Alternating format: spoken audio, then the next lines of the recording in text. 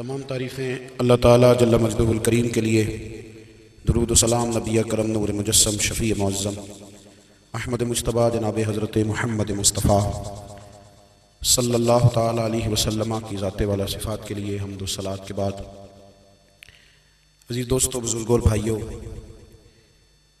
انسان کھائے پیے سوئے جاگے تو اس کے جسم کی ضروریات پوری ہوتی ہیں، لیکن جب وہ اللہ کا ذکر کرتا ہے، نماز پڑھتا ہے، دعا مانگتا ہے، استغفار پڑھتا ہے، درود و سلام کے گجرے پیش کرتا ہے، تو پھر اس کی روحانی ضروریات پوری ہوتی ہیں۔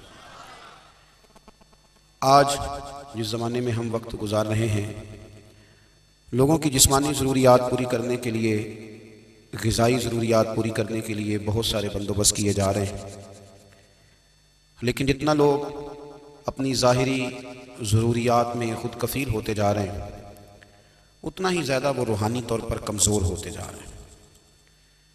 گھنٹوں بیٹھ کر گپ شپ کرنے والے لوگوں کے لیے تھوڑی دیر بھی ذکر الہی کرنا مشکل ہو جاتا ہے۔ لمبی چوڑی باتیں کرنے والے، لمبے چوڑے دلائل دینے والے لوگ اور سمجھدار لوگ اور سیانے لوگ عبادت کے معاملے میں سستی کرتے ہیں، عمل کے مسئلے میں کمزور ہو جاتے ہیں۔ تسبیحات کرنا، وظائف پڑھنا، درود و سلام پڑھنا، کم بولنا، سچی بات کرنا، صبر سے رہنا، شکر کو اپنانا، قناعت اختیار کرنا، حسد، بغض، عداوت سے بچنا، یہ لوگوں کے لیے مشکل ہو جاتا ہے۔ پھر اس کا نقصان یہ ہے کہ معاشرہ ایک عجیب سی بے سکونی اور بے قراری کا شکار ہے۔ جیب میں بہت زیادہ پیسے رکھنے والا، خوش شکل نظر آنے والا، پیٹ بھر کے روٹی کھانے والا شخص بھی ڈھونڈتا پھرتا ہے کہ آخر میں پریشان ہوں کیوں۔ آپ انسانیت کی تاریخ پڑھیں گے تو آپ کو معلوم ہوگا کہ انسان نے کبھی پتھر کی پوجا کی، کبھی معاذ اللہ چاند سورج کی، درختوں کی، بتوں کی پوجا کی۔ معاذ اللہ یہ غلط ڈائریکشن پہ تو چڑھ گیا، لیکن ایسا نہیں ہے کہ کوئی بندہ دنیا میں آیا ہو اور کسی کی اس نے عبادت نہ کی ہو۔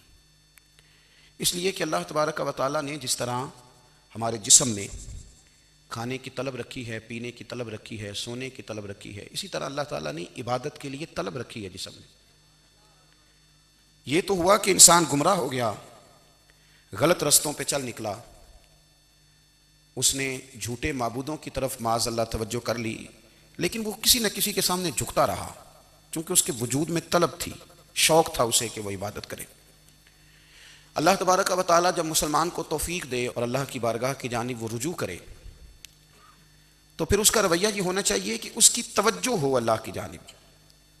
ہمارے ہاں تسبیحات پڑھ لی جاتی ہیں اگر کبھی موقع ملے، لیکن وہ خاص انہماک، وہ خاص شوق، وہ خاص ذوق اللہ تبارک و تعالیٰ کی عبادت کا، ایک ہوتا ہے نماز پڑھنا، ایک ہوتا ہے اہتمام کے ساتھ نماز پڑھنا، یعنی ذرا وقت پہ اٹھنا، ذرا صحیح کر کے وضو کرنا، ذرا شوق سے مصلی بچھانا۔ ایک ہوتا ہے تسبیح پڑھ لینا، اور ایک ہوتا ہے ذرا تھوڑا سا نا شوق کے ساتھ اللہ کو یاد کرنا۔ آپ کبھی جو میں نے آیہ کریمہ پڑھی، اس کی آپ شان نزول دیکھیں۔ نبی کریم صلی اللہ تعالیٰ علیہ وسلم کے نا کچھ صحابہ اللہ کی محبت کے شوق میں حضور کی بارگاہ میں حاضر ہوئے، اور انہوں نے آ کے عرض پتہ کیا کیا؟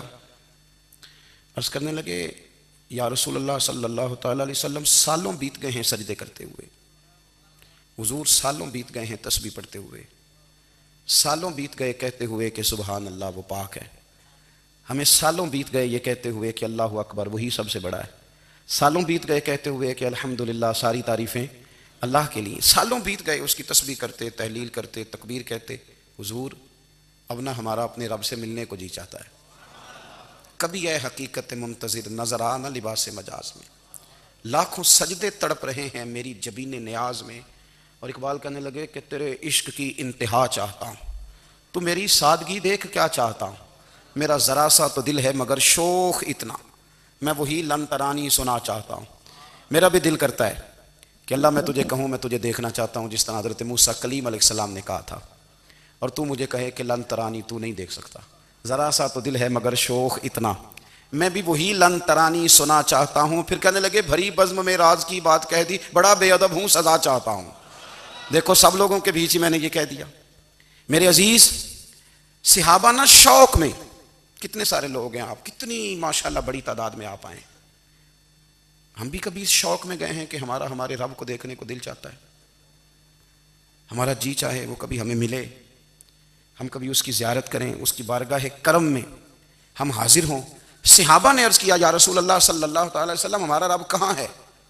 ہمارا نا اپنے رب کو دیکھنے کو جی چاہتا ہے۔ جب صحابہ نے یہ عرض کیا تو اللہ نے قرآن مجید نازل کیا، فرمایا وَإِذَا سَأَلَكَ عِبَادِي عَنِّي فَإِنِّي قَرِيبٌ، محبوب جب میرے بندے آپ کی بارگاہ میں آ کے میرے بارے میں پوچھیں نا تو ان سے کہہ دینا میں ان کے قریب ہی ہوں، قریب ہی ہوں۔ دلیل کیا ہے؟ بھائی اذا دان، یہ جب بھی مجھ سے دعا مانگیں گے میں ان کی دعاؤں کو قبول فرماؤں گا، میں ان کے قریب ہوں، میں ان کے قریب ہوں۔ یہ جب بھی دعا مانگیں گے نا میں قبول کروں گا، میں ان کے قریب ہوں۔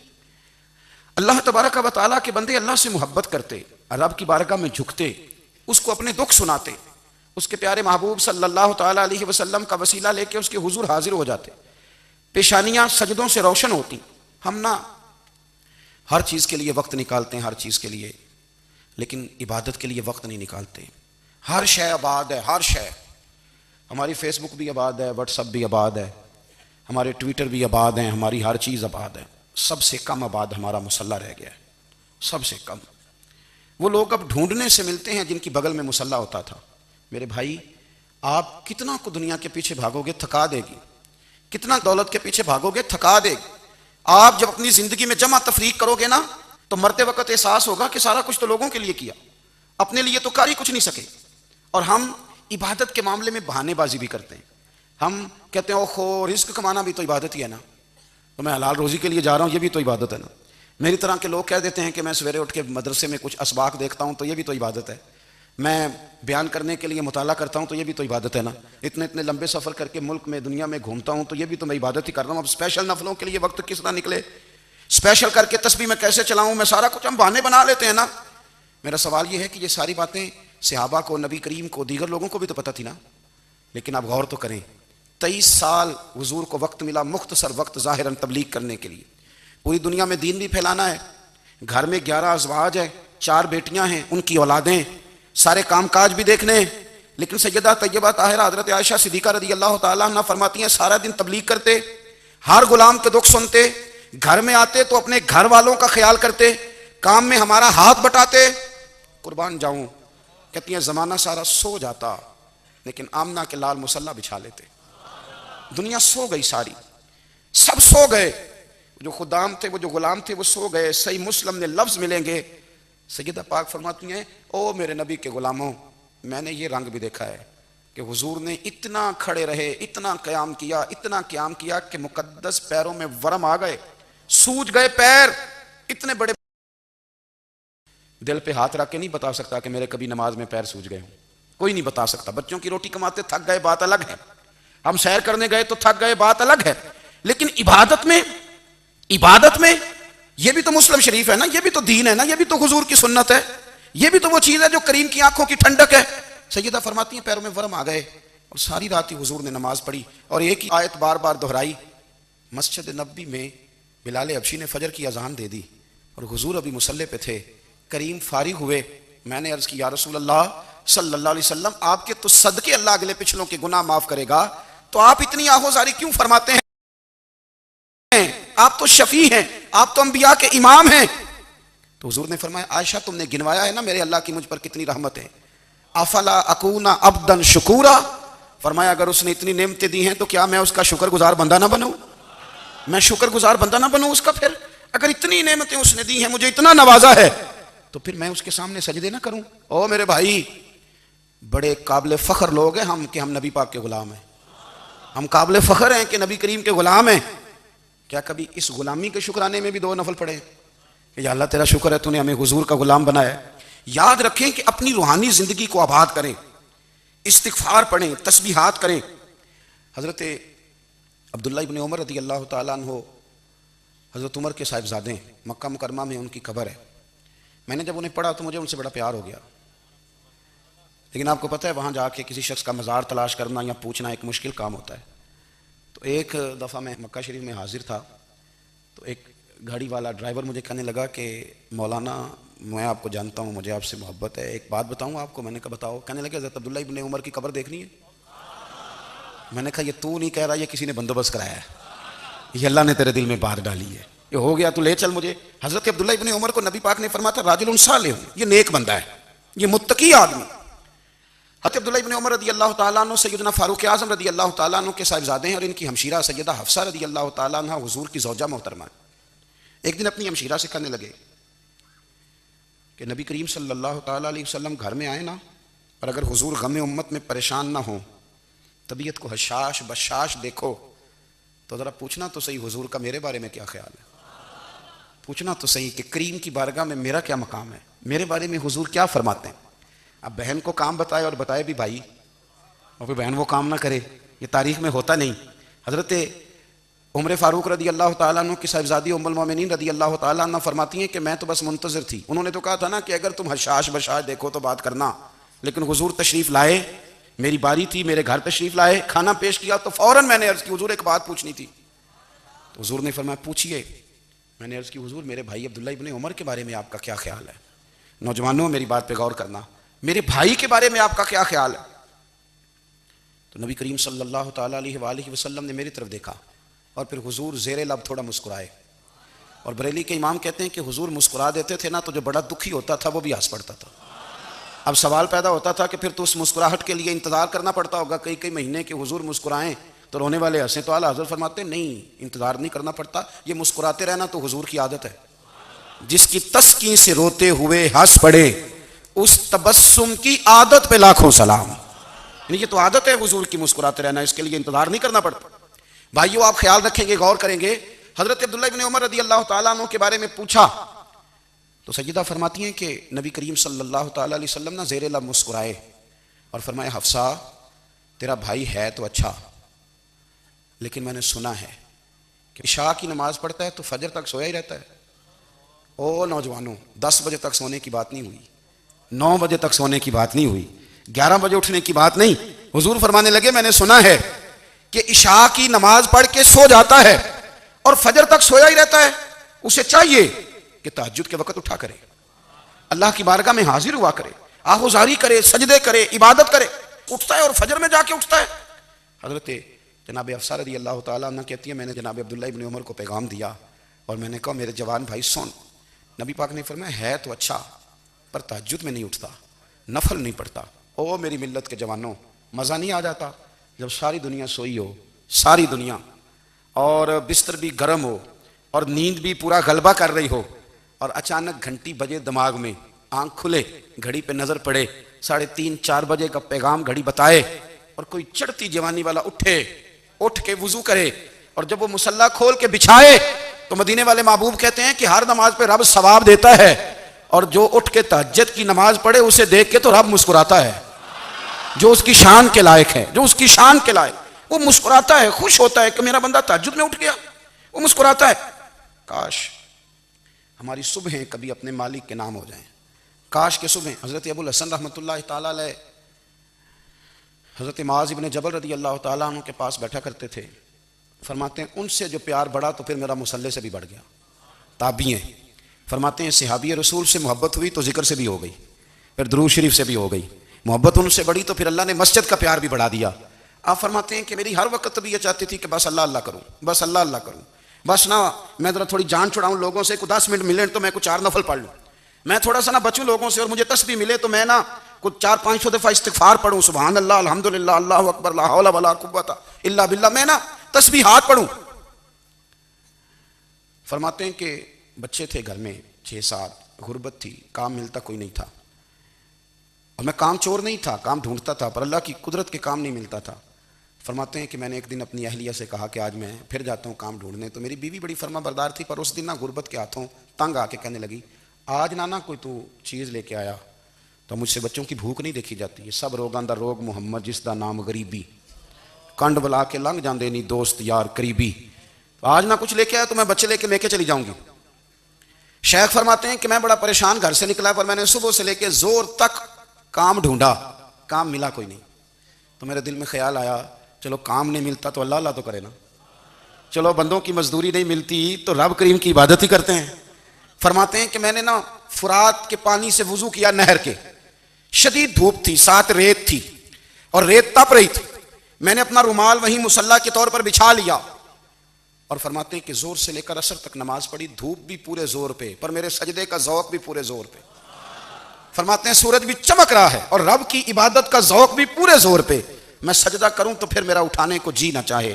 میرے استاد لکھا کرتے تھے, یہ ان کا شعر ہے, وہ کہا کرتے تھے مجھے سوز دے, مجھے ساز دے اور مجھے نیم شب کا نیاز دے, دم سجدہ خود کو میں توڑ دوں, مجھے ایسا ذوق نماز دے. اور میں تیری بہار کا پھول ہوں, میں کھلا بھی ہوں تو تیرے لیے, مجھے میری شاخ سے توڑ لے, مجھے اپنی زلف کا ناز دے. بھائی فرماتے ہیں کہ عصر تک میں نے نفل پڑھے, دل ڈھلنے لگا, عصر کی نماز پڑھی اور میں وہاں سے چلا. اب میں جب نکلنے لگا تو دل میں خیال آیا کہ چھوٹی چھوٹی دیواریں ہیں گھر کی, بغیر کچھ لیے جاؤں گا تو بیوی دور سے دیکھے گی تو شور کرے گی کہ پھر خالی ہاتھ آ گیا ہے. کہتے میں نے اپنے اسی رومال میں جس پہ میں نے نماز پڑھی تھی نا, رومال میں کیا کہتے پنجابی جو صافہ کہتے ہیں, اسی میں نا میں نے کچھ ریت بھر لی کہ وہ دور سے دیکھے گی تو سمجھے گی کچھ لے کے آیا ہے. چلو جا کے اسے بتا دوں گا کہ آج پھر مزدوری نہیں ملی. کہتے ہیں وہ ریت لے کر جب میں گھر میں گیا تو پہلے بیوی دروازے پہ کھڑی ہوتی تھی, پوچھتی تھی خالی ہاتھ آ گئے ہو, آج میں نے دیکھا تو ہے ہی کوئی نہیں. فرماتے ہیں میں اندر داخل ہوا, سلام لیے, کونے میں نے وہ رومال رکھ دیا اور میں نے آواز دی کہ بھلی مانس کہاں ہو. تو وہ کہنے لگی آپ منہ ہاتھ دھو لیں, میں روٹی لے کے آئی. میں نے کہا روٹی کہاں سے آ گئی, یہاں تو کئی دنوں کے فاقے, تو کئی دنوں کی غربت ہے, یہاں تو اس گھر میں تو فقیری ہے. فرماتے ہیں کہ وہ روٹی لے کے آئی اور اس وقت کی جو موجودہ نعمتیں تھیں, سمجھ لیں سلاد, اچار, ہر چیز ساتھ لائی. میں نے کہا کہ بچے کہاں گئے؟ کہنے لگی وہ کھانا کھا کے کھیلنے گئے, آپ کھانا کھا لیں آ جاتے. کھانا اس نے چن دیا. میں نے حیرت انگیز لہجے میں ساری نعمتیں اپنے دسترخوان پہ دیکھ کر کے بیوی سے پوچھا یہ کہاں سے آیا کھانا, بچوں کو تو نے کہاں سے کھانا کھلایا, یہ سارا کچھ کیسا ہے؟ تو کہنے لگی پتہ نہیں آج آپ کس کریم کی مزدوری کرنے چلے گئے تھے, پتہ نہیں کس کریم کی, میرے گھر میں تو اتنی نعمتیں آئی ہیں کہ مجھ سے سنبھالی نہیں جا رہی, اتنا اناج ہے, اتنا گندم ہے, کس کریم کے دروازے آج چلے گئے تھے. یہ کہتے کہتے وہ اٹھی اور اٹھ کر کے کہنے لگی پہلے بڑا کچھ آیا تھا, اب کیا لے آئے ہو؟ اور جا کر کے نا اس نے وہ ریت والا رومال کھولا, کہنے لگے میں تو لے کے آیا تھا ریت, تو میرے رب نے اسے بھی سونے اور ہیرے بنا دیا تھا. جب آپ کی توجہ اللہ کی جانب, میرے نبی پاک صلی اللہ تعالی علیہ وسلم نے فرمایا ہر چیز اپنے رب سے مانگ, ہر چیز مانگ, ہر چیز مانگ. یا رسول اللہ کیا کچھ؟ میرے محبوب نے فرمایا تیرے گھر میں نمک بھی ختم ہو جائے تو وہ بھی اپنے رب سے مانگا کر, تو مانگنا وہ تجھے دے گا, تو اس کی بارگاہ میں کشکول طلب دراز تو کرنا. اور ترمذی شریف میں عجیب لفظ ہیں, رسول کائنات نے فرمایا, رب کریم فرماتا ہے جب میرا بندہ ہاتھ اٹھاتا ہے نا تو مجھے حیا آتی ہے کہ میں خالی کیسے لوٹا دوں اس کے, اتنے بڑے بادشاہ کی بارگاہ میں. او بھائی لوگوں سے عزتیں تلاش کرتے ہو تو وہ کیا تمہیں عزت دیں گے, وہ تو کل اچھا کہتے ہیں پرسوں برا کہنے لگ جاتے ہیں. لوگوں کے سامنے گڈ بک میں آنا چاہو گے تو وہ تو سویرے تمہارے بارے میں کچھ کہیں گے, شام کچھ اور کہیں گے. اپنی روحانی زندگی آباد کریں, اپنے مصلی کو وقت دیں اور دنیا سے چھپ کر, اس موبائل کو بند کر کے اور اپنے آپ سے بھی چھپ کے اور تنہا ہو کے چھپا کے سارا کچھ اپنے آنسو اپنے رب کی بارگاہ میں پیش کریں, اس کے حضور حاضری دیں. سنو نا ترمذی کی حدیث اور اسے یاد رکھنا, نبی پاک علیہ السلام نے فرمایا اپنے دکھ لوگوں کے سامنے نہ بیان کرنا, سیٹھوں نوابوں کو نہ بتاتے پھرنا, دنیا داروں کے سامنے جا کے نہ رونا کہ میں تکلیف میں ہوں. فرمایا اگر دنیا داروں کو دکھ بتاؤ گے رب تمہیں کبھی غنی نہیں کرے گا. اور لوگ ہیں کہ الٹا مذاق اڑائیں گے. آپ کی جس سے بڑی پکی یاری ہے نا, پکی, وہ تب تک پکی ہے جب تک آپ نے 50,000 مانگا نہیں, اور جس وقت آپ نے کہہ دیا کہ میں مجبور ہوں میری مدد کر تو پھر ختم ہو گئی دوستی. لوگوں کی تعلقات آپ کے ساتھ تب تک ہیں جب تک آپ ان سے کوئی ضرورت وابستہ نہیں کرتے. کریم ابو فرمانے لگے بندوں کے سامنے دکھ نہ بیان کرنا, اللہ تجھے کبھی غنی نہیں کرے گا. تو اپنے دکھ اپنے رب کو بتا, تو دعائیں مانگ, تو اس کی بارگاہ میں حاضر ہو, تو اس کے حضور عرض کر. فرمایا اپنے دکھ اپنے رب کو بتا, وہ جلدی کرے یا دیر سے کرے تجھے ساری دنیا سے بے نیاز کر دے گا, تجھے کسی کا محتاج نہیں رہنے دے گا. اپنے مصلی کو, اپنی دعاؤں, ایک بزرگ فرماتے ہیں میں نے دعا مانگنے کا طریقہ اپنی بیوی سے سیکھا. دعا مانگنے کا طریقہ اپنی, سیکھنے والے تو اپنے بچوں سے بھی سیکھ لیتے ہیں, سیکھنے والے تو ہر ایک سے سیکھتے ہیں. وہ کہتے ہیں میں نے دعا مانگنے کا سلیقہ اپنی بیوی سے سیکھا ہے. حضرت وہ کس طرح؟ فرمانے لگے میری بیوی نے نا مجھے کوئی کام بتایا, کچھ پیسوں کی ضرورت کے لیے کہا, تو میں نے اسے کہا کہ بھئی ابھی میرے پاس نہیں ہے, کچھ دنوں میں آتے ہیں تو میں دے دوں گا. عورتوں کی عادت ہوتی ہے وہ بار بار یاد کراتی ہیں. 2-4 دنوں کے بعد پھر اس نے کہا حضرت وہ میں نے کہا تھا کچھ پیسے, میں نے اسے کہا کہ ابھی میرے پاس نہیں ہے, کچھ دنوں میں ملتے ہیں تو میں تمہیں دے دوں گا. اس نے کچھ دنوں کے بعد پھر کہا حضور وہ میں نے کچھ پیسے کہے تھے, فرماتے میں نے ڈانٹ دیا، میں نے کہا کہ کیا تو روز مجھے شرمندہ کرتی ہے؟ کہا نا میرے پاس نہیں ہے، ہوں گے تو دے دوں گا، تو روز یاد کراتی ہے۔ فرماتے ہیں اس نے پہلے تو میری ڈانٹ کو سہا، پھر میرے سخت جملوں نے اس کی آنکھوں میں آنسو پیدا کر دیے، پھر اس نے اپنے آنچل میں اپنے اس دکھ کو سمیٹا، اور پھر اس نے ایک جملہ کہا تو میں رو پڑا، اور مجھے اپنے رب سے مانگنے کا طریقہ آ گیا۔ مجھے کہنے لگی حضرت جی آپ نے ڈانٹ دیا، میں نے سہ لیا، پر آپ ہی میرے شوہر ہیں، بتائیں نا آپ سے نہ کہوں تو میں کس سے جا کے کہوں؟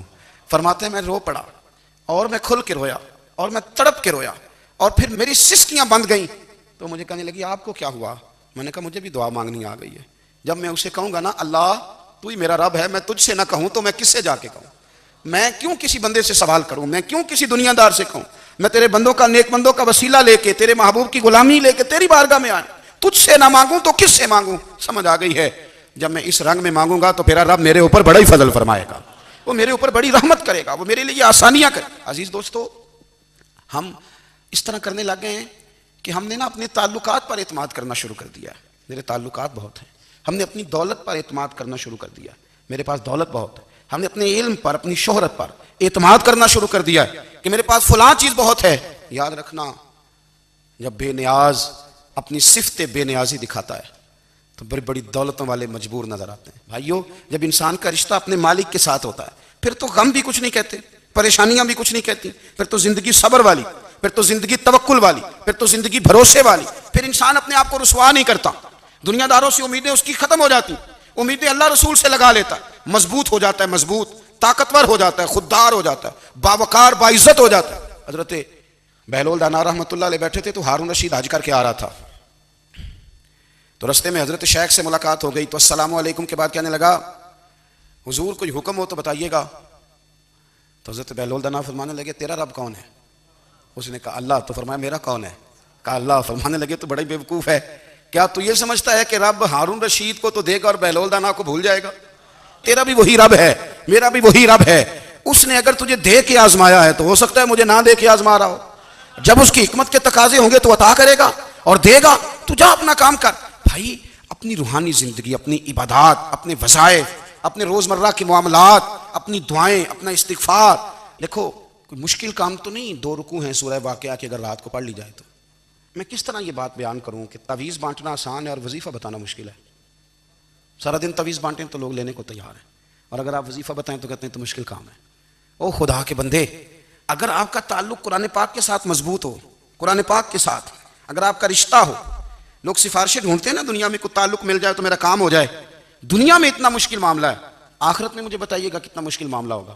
میرے نبی پاک صلی اللہ تعالیٰ علیہ وسلم نے فرمایا جو لوگ سورہ ملک پڑھا کرتے تھے نا، سورہ ملک، یہ سورت ملک قیامت میں ان کی سفارش کرے گی، اور اس طرح کرے گی کہ کہے گی اے اللہ یہاں اس بندے کو جنت میں داخل کر دے یا مجھے قرآن پاک سے علیحدہ کر دے، تو رب فرمائے گا جا اس کا دامن تھام کے اسے جنت تک پہنچایا۔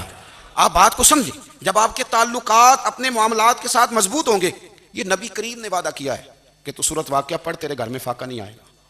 حضرت عبداللہ ابن مسعود رضی اللہ تعالیٰ عنہ بیمار تھے تو حضرت عثمان غنی رضی اللہ تعالیٰ عنہ تیمارداری کے لیے تشریف لے گئے اور جا کر کے کہا کہ آپ بڑے بیمار ہیں، آپ کی بیٹیاں زیادہ ہیں، میں چاہتا ہوں کہ خزانے میں سے کچھ مدد کروں۔ تو سیدنا عبداللہ ابن مسعود رضی اللہ تعالیٰ عنہ اٹھ کے بیٹھ گئے اور کہنے لگے امیر المومنین، اللہ آپ کو میری طرف سے، میری بیٹیوں کی طرف سے بہتر صلہ دے، میری بیٹیوں کو کسی خزانے کی ضرورت نہیں، میں نے انہیں خزانہ دے دیا ہے۔ کہا جناب آپ نے کون سا خزانہ دیا ہے، میں آپ کے مالی معاملات کو جانتا ہوں۔ تو فرمانے لگے امیر المومنین، میرے نبی کریم نے فرمایا ہے جو سورت واقعہ پڑھے اسے کبھی فاقہ نہیں آتا، میں نے بیٹیوں کو یاد کرا دی ہے، یہ خزانہ میں نے انہیں دے دیا ہے۔ وہ سارے والدین سنیں جو بیٹیوں کے لیے پریشان رہتے ہیں، حضرت عبداللہ ابن مسعود نصیحت کر رہے ہیں، فرمانے لگے میں نے سورت واقعہ یاد بھی کرا دی ہے، پڑھنے کی عادت بھی ڈال دی ہے، حضور نے فرمایا ہے جو سورت واقعہ پڑھے اسے فاقہ نہیں آتا۔ کہنے لگے چاند تو اپنی جگہ چھوڑ سکتا ہے، سورج گر سکتا ہے، تارے ٹوٹ سکتے ہیں، پر مدینے والے رسول کی بات غلط نہیں ہو سکتی۔ حضور نے فرمایا فاقہ نہیں آئے گا تو انشاءاللہ کبھی بھی نہیں آئے گا۔ کرنے کا کام یہ ہے کہ ہم اپنی معاملات، اپنی عبادات، اپنی دعائیں، کبھی 10 منٹ عادت ہو جائے نا دعا مانگنے کی علیحدہ سے رات کو۔ حضور نے فرمایا جو فرض نماز کے بعد دعا مانگے اللہ اس کی قبول کر لیتا ہے۔ نبی پاک صلی اللہ تعالیٰ علیہ وسلم نے فرمایا اللہ مسافر کی دعا قبول فرماتا ہے۔ حضور نے فرمایا اللہ مظلوم کی دعا قبول فرماتا ہے۔ حضور نے فرمایا بیمار سے دعا کراؤ اللہ اس کی دعا قبول فرماتا ہے۔ میرے نبی پاک نے فرمایا ماں باپ جب بھی اولاد کے لیے ہاتھ اٹھائیں، ویسے تو بلے شاہ تو آسمانی اڑ دیاں ہی پھڑ دیں، جہاں گھر بیٹھا انہوں بڑھیا ہی نہیں، حضور فرمانے لگے ماں باپ جب بھی اولاد کے لیے دعا فرمائیں اللہ ان کی دعا کو قبول کرتا ہے. آپ اپنا تعلق بنائیں دعا کے ساتھ, عبادت کے ساتھ, مصلی کے ساتھ رشتہ بنائیں, استغفار پڑھیں. صلاح الدین ایوبی صلیبی جنگوں میں تھے. رات کو مسجد اقصیٰ میں نماز پڑھی تو پریشان تھے. ایک بزرگ سے ملاقات ہوئی تو وہ کہنے لگے کہ آپ بڑے پریشان ہیں. کہنے لگے حضور پریشان اس لیے ہوں کہ پہلے ہی مسلمان کمزور ہے. اب میں نے سنا ہے دشمن کا ایک بحری بیڑا وہ جنگی سامان سے بھرا ہوا آ رہا ہے, تو اب ان کے پاس اور تلواریں اور نیزے آ جائیں گے, مسلمانوں کے پاس پہلے ہی وسائل کی کمی ہے, پریشان ہوں کس طرح کر کے مقابلہ کریں گے. یہ بات کہتے ہی صلاح الدین ایوبی نے بزرگوں سے کہا حضور آپ بھی دعا کرنا, دعا کی بڑی طاقت ہے. میرے نبی پاک نے فرمایا دعا مومن کا ہتھیار ہے. دعا مومن کا. حضور نے فرمایا تقدیر کو سوائے دعا کے کوئی چیز نہیں بدل سکتی. دعا مومن کا ہتھیار ہے, یہ کافر کے پاس کوئی نہیں, یہ ہتھیار ہے مومن کا. اللہ کرے آپ کو سمجھ آئے. پھر سنیں کئی بار کہہ چکا ہوں یہ ہتھیار ہے. کافر کے مقابلے میں جو تیرے پاس سب سے بڑا ہتھیار ہے وہ دعا ہے. دعائیں کرانی چھوڑ دی, کرنی چھوڑ دی, لینی چھوڑ دی. حضرت سیدنا انس بن مالک رضی اللہ تعالیٰ عنہ فرمایا کرتے تھے میں نے وہ رنگ دیکھا ہے جب حضور دعا مانگتے تھے اور حضور کی مقدس آنکھوں میں آنسو بھی ساتھ ہی بہا کرتے تھے. میں نے وہ انداز دیکھا ہے. تو صلاح الدین ایوبی بزرگ سے کہنے لگے آپ بھی دعا کیجیے, اور خود رونے لگے اور سر سجدے میں رکھ کے رونے لگے, اور عشاء سے لے کر فجر تک روئے, خوب روئے. صبح وہ بزرگ آئے تو صلاح الدین ایوبی کا خوبصورت اور ہنستا ہوا چہرہ دیکھا. کہنے لگے آپ بڑے خوش ہیں, رات تو میں نے بڑے روتے ہوئے دیکھا تھا. تو کہنے لگے حضور وہ جو بحری بیڑا آ رہا تھا نا وہ پانی میں ڈوب گیا ہے, اب وہ نہیں آ رہا, ابھی خبر آئی ہے تو میں بڑا خوش ہوں. بزرگ کہنے لگے اٹھ سینے سے لگ, اور سونے کے بعد وہ بحری بیڑا پانی میں نہیں ڈوبا, وہ تیرے آنسوؤں میں ڈوب گیا ہے. وہ جو تو رات رویا ہے نا رب کریم کی بارگاہ میں تو وہ ڈوب گیا ہے. بھائی اپنا مصلی کا, عبادت کا, وظائف کا, اللہ کا سلسلہ اس کو مضبوط کریں, اپنی دعاؤں کے تعلق کو مضبوط کریں.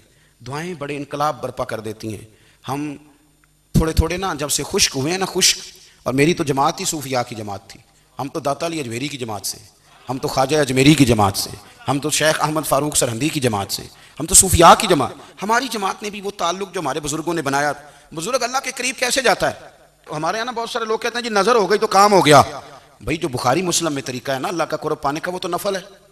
نبی کریم علیہ الصلوۃ والسلام نے فرمایا بندہ نفلوں کے ذریعے رب کے قریب جاتا ہے, اور اتنا قریب جاتا ہے کہ پھر اللہ اس کی زبان بن جاتا ہے, اللہ اس کی آنکھیں بن جاتا ہے, کان بن جاتا ہے, ہاتھ اور پیر بن جاتا ہے. تو یہ تو عبادت ہے, یہ تو اللہ کی بارگاہ کی حاضری ہے جو آپ کو اللہ کے قریب کرے گی. تو اپنے نماز کو اہمیت دے کے ادا کریں, نمازیں موبائل بند کر کے ادا کریں. لیکن نا کچھ لوگ کہتے ہیں مجھے ٹائم نہیں ملتا نماز کا, تو میں کہتا ہوں یہ آپ نے بڑی جرت کی بات کی ہے. مجھے کو میرا پیر بھائی کہا جانا میرے پاس ٹائم نہیں آپ کو ملنے کا, تو میں کہتا ہوں آج کے بعد آنا ہی نہ. تو کیا سمجھتا ہے تو وہ بڑا آدمی ہے, تیرے پاس ٹائم نہیں ہے اور ہمیں ملنے کا ٹائم, موج کر. تو آپ نے اللہ رسول کو کہہ دیا ٹائم نہیں. اور عجیب فلسفہ ہے نا, کہا جائے نماز پڑھنے آؤ تو کہتے ہیں کپڑے ٹھیک نہیں, اور کہا جائے کہ آؤ ذرا دعوت پہ چلیں تو کہتے ہیں 1 منٹ ٹھہر میں کپڑے بدل کے آیا. نماز کے لیے کہا تو کہتا ٹھیک نہیں, دعوت کے لیے کہا تو کہتا میں ذرا تیاری کر لوں, یوں جانا مناسب نہیں. یہ معاملہ ٹھیک نہیں. رب تو فرماتا ہے کہ جب تم مسجد میں آ تو زینت اختیار کر کے آ, خوب ذوق سے دعا مانگیں, خوب شوق سے نماز پڑھیں, خوب استغفار کا مزاج بنائیں. آپ لوگوں کے بیچ رہ کے سوکھ حاصل کرنا چاہتے ہیں, لیکن آپ کو پتہ ہے کئی مہینے غار حرا میں رہنا بھی مدینے والے محبوب کا طریقہ ہے. ہر سال اعتکاف بیٹھنا الگ سے, یہ بھی حضور کا طریقہ ہے. مسجد نبوی کے اندر دروازہ کھلتا تھا نبی کریم کا, پر گھر کے اندر نفل پڑے نبی پاک. اور حضور فرماتے ہیں کچھ نفل نماز گھر میں بھی پڑھا کرو, گھر کو قبرستان نہ بناؤ. ہمارا گھر اللہ کے ذکر سے آباد ہوگا. اگر ہم نماز پڑھیں گے نا, میں جب سنت پڑھنے کے لیے گھر میں کھڑا ہوتا ہوں تو میرا جو 2.5-3 سال کا بیٹا ہے نا, وہ بھی میرے ساتھ نماز پڑھنی شروع کر دے. اسے پتہ کوئی نہیں نماز کیا ہوتی ہے, لیکن وہ بھی نا سجدہ نہ بھی کرنا ہے تو ساتھ لیٹ ضرور جاتا ہے. پتہ چلا بچے لیکچر دینے سے نماز نہیں پڑھتے, نماز شروع کر دیں تو بچے بھی شروع کر دیتے ہیں. ہم جب پریشان ہوتے ہیں تو لیکچر دیتے ہیں, تو لیکچر تو باہر شاید چل جائے, گھر میں کیسے چلے گا, گھر میں تو عمل چلے گا. تو میرے عزیز, آج کے اس روحانی اجتماع میں ہمارے دوستوں نے جو محنت کی, ہم نے بار بار اپنی نیت سے پوچھا خدا ہمیں معاف کرے اگر کوئی ذاتی شہرت ہے, کوئی ہمارے ذاتی مفادات ہیں, رب ہمیں ہدایت دے. ہماری یہ خواہش تھی کہ روحانی اجتماع ہمیں تھوڑا سا اللہ اور اس کے رسول کے جانب مائل کرے, کچھ ہمارا رشتہ مصلی کے ساتھ مضبوط کرے.